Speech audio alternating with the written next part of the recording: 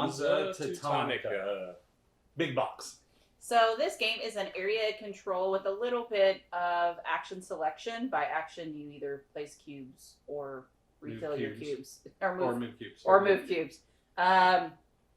or trigger something on your board. Right, but it's moving cubes to trigger. So yeah, so it's just cubes travel a lot in this game. Yes, yeah. So that's it. That's essentially it. I don't know the theme. Well, we'll deal with the theme when we get there. Yeah. So let's talk about quality of pieces. So your standard wooden cubes, I mean, as standard as you can get. Old Euro. And standard little circles. Again, can't get more standard. But they do have purple. That gives them a bonus. That may go in theme. I don't know. Is purple a color and theme, or is it in quality? What is quality? It is quality. Purple means quality, okay? So high quality. Well, it used to be royalty, so I guess. I am. So that's how this works. Okay. That's the reason why I like purple. It makes me feel like I'm a queen. All right. So cardboard's standard thickness. There's nothing special about the thickness of the board is a little thin. You think so?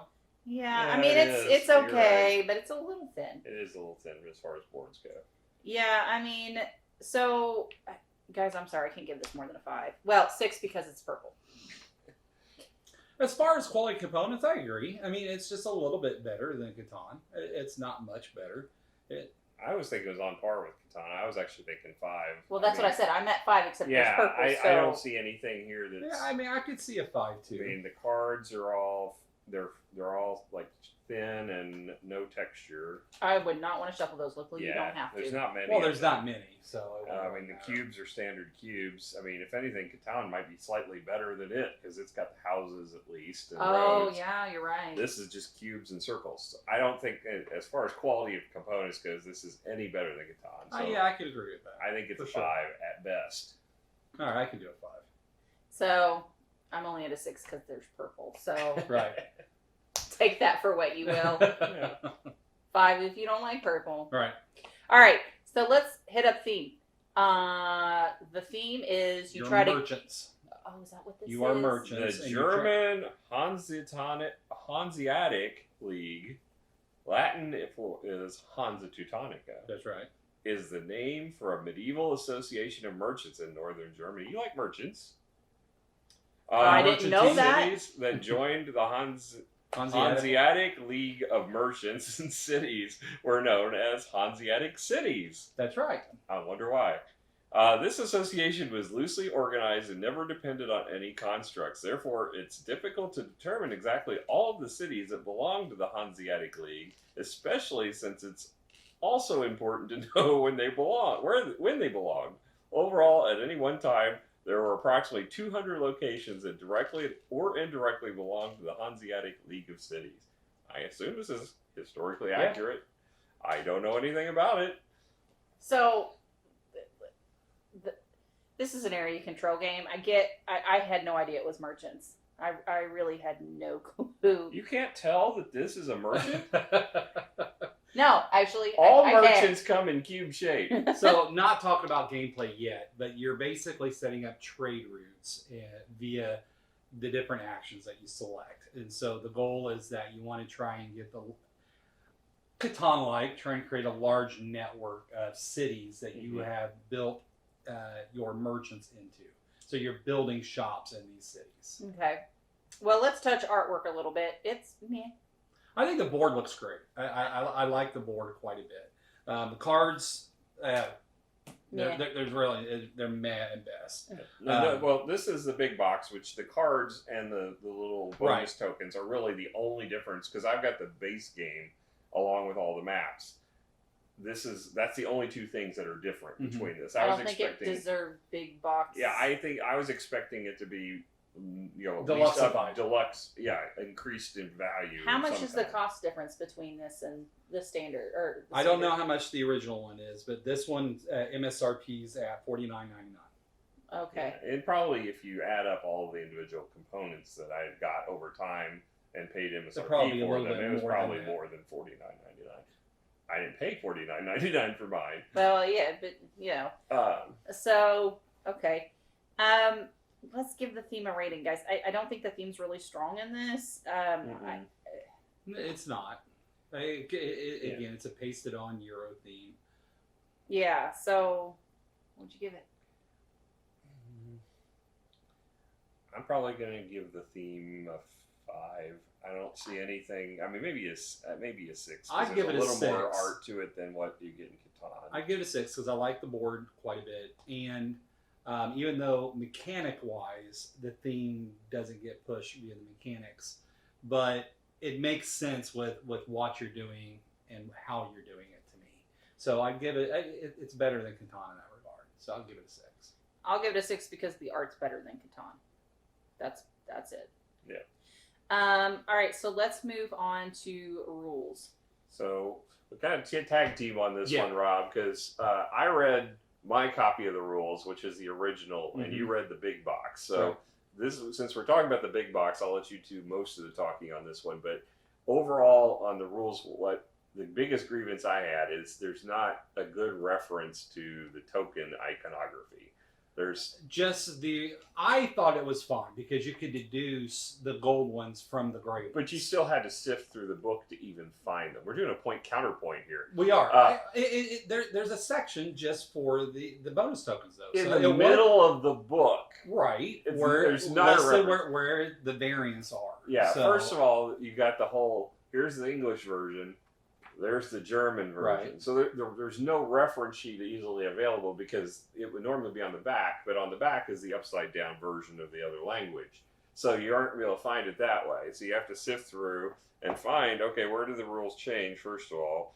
And then it's still not on the back. It's, in the middle of the book is some of the tokens, but these are the silver ones, which are not the gold ones, which are the ones you start with. So I had grievances about that. I didn't think it was that big of a deal because the gold ones you could easily figure out from the silver ones. So I didn't think it was too much of an issue to figure out what they did. So but I thought that I will now let you take it over. reading through the rule book, it tells you all the components for the big box. So it's everything that's included. And just so you know, the big box has 2 additional maps, the Britannia map and the Eastern expansion map, as well as 2, I wouldn't even call it expansions, it's mini expansions at best. More One like is promos. called the Emperor's Favor, which is definitely got more, I think, thematically involved and a little bit more fun to do than the cards. But basically, you get these bonus tokens, and if you get 2 of the bonus tokens, you can cash them in to get one of these Emperor's Favor tokens. 4 of them are like special actions. 2 of them give you additional victory points. Another expansion are the bonus tokens themselves, right? No. That these are in the base No, they're game? in the base Okay. game. No, the other expansion. The other are expansion then cards. is the cards. So then the cards, I don't think it didn't have an official name for that expansion. But unless it was listed as the, no, because it just the box Emperor's Favor, which is those bonus tokens, and the East expansion, the map expansion. So it didn't even list these. Okay. But the cards themselves just give you additional in-game scoring, and Yeah. so Randy probably likes that part quite a bit because that's his thing. Well, is in-game scoring. it's good So and it bad gives you because kind it of the goal. distracts me. It makes me Well, because remember, I have we're to on fulfill rules. it. Right. We're on rules. Well, I know. So I think it didn't complicate anything. The rule book actually recommends that your first time playing the game, don't play with these expansions. I don't think it complicated the game No, at all. it So I highly recommend you play with them because it didn't make it any more difficult. But I think that the rule book did a really good job of laying out how to set it up. Gave you a good explanation for player count and what to do in case of that, and it laid out the actions very well. I like the rule book a lot. I wish that it did separate the 2 language versions. I wish it wasn't in the same rule book.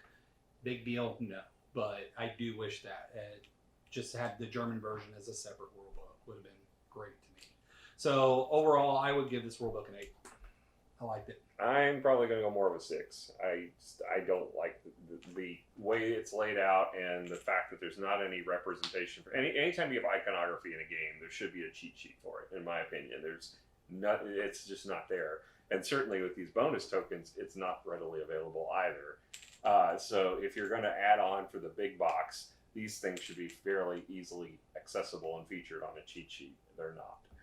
So I think it's lacking a lot of the things it needs. I think the base game rules were much clearer and easier to read than those, and I would probably have only given them a 7. So yeah, that's my assessment. Well, I'm gonna go in the middle because I didn't read them. 7. How's it in the middle? I was a 'Cause 7. six- He was an 8. No, oh you no, I was said- 6. You was 6. Oh, It was okay, an 8. I'm in 6, the yeah. middle. Okay. 7. Matt's All right, so let's move on to gameplay.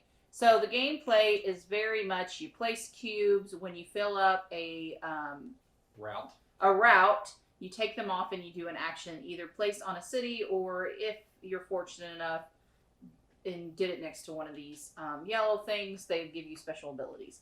At some point, there are some, you get bonuses for getting the orange city connected to the other orange city, as well as depending on if you have all 3 of your special cities on your end of game scoring, you'll get for that.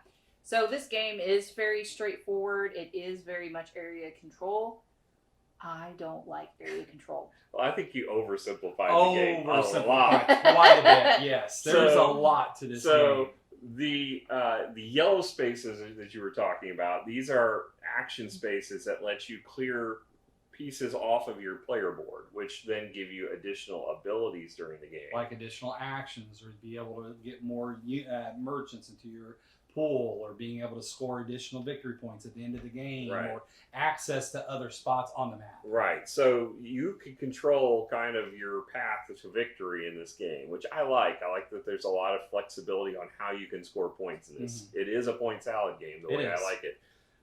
You try to clear things off. They give you, if you try to get more actions, or you can get more, because there's basically, just like in El Grande, you have a area of pool of resources, of people, I should say, that you can't have access to directly. You have to get them from there to your pool of actionable people. You have your active and inactive pools. Right. There's provinces and So basically, you have 2 pools. One that is you can't get to unless you take an action to move them from there, and so you can use the yellow to increase the amount of those you can take, all the way up to, if you open it up completely, just taking the entire pool, which is really cool.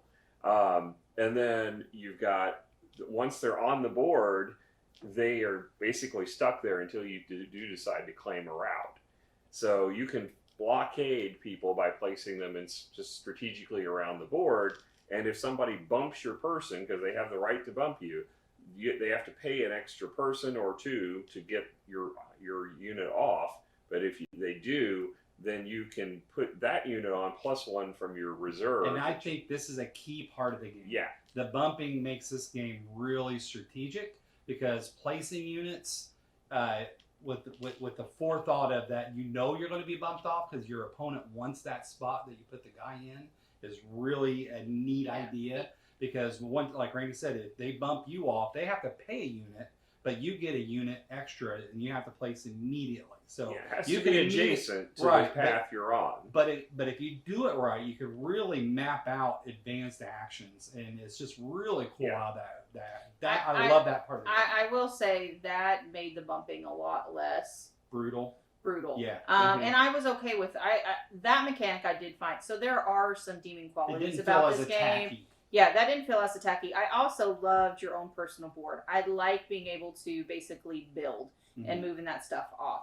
The problem I really did have is the area control in this game. And that's just a mechanic I don't like. If you like area control, I think it's spot on. So there are definitely saving graces to this game. It's just, it's not my cup of tea. The other thing with the area control is when you take possession of a city, there's multiple spaces in most of them. So you may not own the city for long. Somebody could build adjacent to you in that same city. And then whoever's furthest over to the right, which you always have to build left to right, will take possession of the city. Assuming that there's more than one unit in the area. Right. I'm not going to lie. I don't like that mechanism. I think if you're the first to play, you should have the seniority. I don't like that aspect of someone going behind you and taking something that you've already built. And I think that's part of the strategy. But I do like that. So I don't. Yeah. I think that's a big part of the strategy. The other thing when do I take control? You could play more than one back to back in the same area. Well, I mean, I get that. I think, but the thing is if you're asking me why I don't like this game, I think that is actually the biggest reason, because I do not like. That's the reason why I don't like attack games. I don't like building something and then someone able to take it from me. And so this is something that I know is a personal preference. I don't like the fact that someone can take that route from you. I always think, well, you did it first. You should get the benefit first. Like, so now what I would have liked to seen maybe is like or the other thing is you didn't have to place on the left. Like, so basically some cities have more than one spot that you can take, right? Which is when somehow people can take it from you. And there are 4 different color choices sometimes. And the further that you advance one track is advanced in your privilege track allows you access to more locations. Mm-hmm. So if I had a black and could place at the black spot, I would have been fine with that because, okay, I only had a white. That's where I placed. Someone stealing from me, that's on me. But if I went there, if I could have done either or, but I have to go furthest left, I don't like that. So I think that's one thing I wish that wasn't the case. If we were going to do that, I think you should be able to go whichever spot that you have accessibility to. Does that make sense? Yeah, it makes sense. I think that would change the game dramatically. Yeah. And I would really like that then. And I don't like it. I wouldn't like it as much if you had that option, because like when you take a spot and somebody builds adjacent to you, you get a free victory point. Right. And there's only 20 and the game's over. So the fact that you can dominate, like what you did this game, was place yours on the spaces where the action opening up your boards were, which was a smart thing to do, because you're going to get free income stream, in essence, of victory points, because people are going to want to do those actions. But the thing is if you're the first one to do it, now suddenly nobody else can take those points at all, and you can just run away with the score. Well, no, but the thing is like, okay, so this one, for example, is purple. So, I mean, I have to advance on this board quite significantly to be able to do that. Not only that, though, but it costs a circle. I mean, same thing with this. If I make the priority to open up that thing, my thing is I think this game is heavy-handed on the removing the action. But then, I don't know. There's just something about this game that just great. I don't know. I just don't like it. I think there are things that could be adjusted that could make me like this game a lot more. And I think that has to do with it, because if I plan to secure something, I want to be able to secure it. And if that takes me more resources to do that, I'm absolutely fine. Or if I say, okay, I'm going to do this real quick. And the other thing I don't like is this 20 cap. I don't think that's a good ending condition. I would have preferred that ending condition be the amount of cities that get locked. I think the game is a little too short to play any type of strategy except for area control. Well, the amount of cities is a condition too. Right, I know. So there's 3 different ones. It's harder to reach that one than this one, especially when you're playing the strategy you were. Oh yeah, your strategy sped this game up significantly. Right, but I still got only half of the points that Randy got. And see, here's my thing. I think the only way to win is area control, and I do not like that. I don't like that that's the only way to win. If this could have won, I would have been fine playing this game again. I don't want to play this game again because there's only one way to win, and that's area control. And where you can't secure your locations, that drives me nuts even more. I think there might be other ways other than area control. If you can figure out a way to clean your board up fairly quickly and get the additional scoring where it goes 7 instead of 4, that's pretty powerful. And so that may be able to compete. And you've also got these tokens, which are points. You can get a lot of points off of these by collecting these. But you're only going to be able to do that by doing the area control action. No, it's just completing the routes. Yeah, it's just completing the routes. Right. You could put the tokens up here when you get one. So basically, 4 routes could be connected to this, and you don't control it at all. But you could be able to build those routes around it and gain 4 tokens. Yeah, but why? Yeah, but why would you do that without not wanting to trigger a city? Like, that seems a waste of an action. Remember, when you get a token, you get to choose where the next token goes on the board. You could put it on one of the yellow action spaces that you control. it's going to keep getting churned. Yeah. 'cause So as like, long as there's an like open another spot. strategy for you, when you can have both of these or both of these, if you'd been able to get a token and put it on that route, people would have went there and that would gain you another 2 points because people would Yeah, go after but that the token. thing is I think the game is too fast with that particular strategy when you limit it to 20. Oh, I don't disagree with you. That was my biggest beef with it, was the fact that it ended when you got to 20. Yeah, I think you should remove this as a winning condition or an ending condition. I mean, honestly, I think it's good in the sense that it limited me on the amount of scoring that I could do. I like it because it's a timer. Yeah. I think if you take that off, it would be a much longer game, and I don't think that would be a good thing. And I would win it.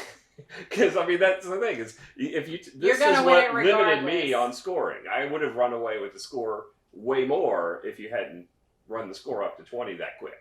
And that's because of the strategy I was playing. It was a long-term strategy, and I had to rush it at the end to try to even get close to getting what I was going for.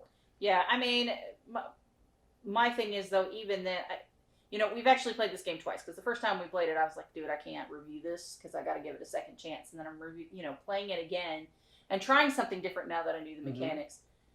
But I feel like there's only one way to win. And the funny thing is, as soon as we were getting close to ending the game, she's like, "Can we play it again?" Well, no, because I'm trying to figure this out. No, here's the thing. I hate it, but I want to play it again. Well, it's because it annoys me, and I'm trying to figure out how for it not to annoy me, because there's some components of the game that I actually do And like. we know she likes things that annoy her because she married me. That's a good point. Evidence. So I think and that's... you do like area control because you control him. I don't want to. She controls me. She doesn't control the area. No. It's because it's a necessity to life that I control, not because I actually want to. All right? Understand it's a game that I have to play. All right? No, I like this. I like your player board about removing things and building things. I'm fine with the bumping mechanism, but there's just some little things that in this game that it turns me off. And I get that. So, I'm always been a big proponent that not every game is for everybody. Mm-hmm. Yep. So, and I hope people get that, because just because Miranda doesn't like it and I like it, or because none of us like a game, doesn't mean that you're not going to like it. Well, I mean, I think that's it's the just thing. our opinion. And in listening to our feedback, you can understand whether it's you like it or not. If you don't like area control, you're not going to like this game. But if you do like area control and you do like a little bit of attack, and I think you're going to love it, because I think it's going to be great. Right. So I think it just depends on what you like in a game. And I'm somewhere in the middle here, because I like the game. I don't think it's great. Here's the reason I don't think it's great. As you mentioned, there's not a lot of action in the game. Right. There's only 5 actions. Yeah. It's play a cube on the board, move cubes to your supply, or move cubes on the board. Well, that's playing a cube on the board. But bumping is a separate action. Well, and then claiming a round. Yeah, but I mean, I would But consider it's all of cubes. those placing cubes. I mean, there's just not a lot to it. And that's the reason why I like it, though. It's very simplistic. It's easy to teach. You're right. It's one of those games that the actions are few, but there's so much depth to that. No, I agree. I think for what you're doing, there's a lot more to it than it would appear. I mean, when we first sat down, I'm like, really? That's all there is? And this is... But honestly, as we started playing, I was like, there's a lot of strategy buried within this as far as claiming things. Like, I didn't even see the first time we played where you were blockading the route to connect the 2 red cities, or orange, whatever we're going to call them. And I was going for that, and I'm like, oh, crud, you've already blocked 2 of the paths out of the 3 that I can go. So I had to completely change my route to try to connect. And I finally did, but it took me forever. This time, I was really close to connecting. I was the only one close to it, and I blockaded a lot of them. But it didn't pan out because the clock ran through too fast.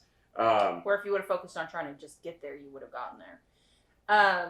Yeah. So let's give it a score. Yeah, that's fine. I think it's a great game.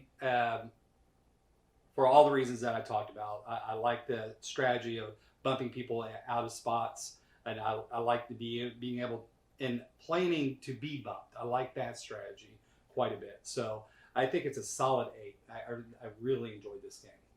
Randy? Well, I like fishing for these tokens. That's my favorite part, is getting these tokens. Yeah, I definitely noticed that. Yeah, this is definitely my favorite aspect of the game, as most games are, and getting the bonuses, which are an add-on. They're not in my game, so I'm going to have to find those. But as far as the gameplay, I'm thinking it's probably more of a 7 to 7.5 at the max. I don't think it's a great game, but I think it's a good game. It's a very good game.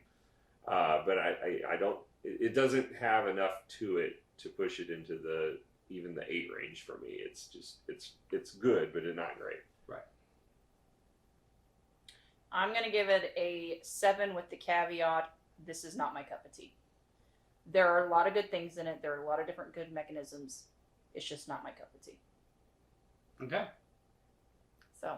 There you go. All right. Well, thank you guys so much for joining us. I had fun tonight. And thank you, W. Siegel, one of our regular followers, for suggesting this. So we got it to the table for you finally. We did.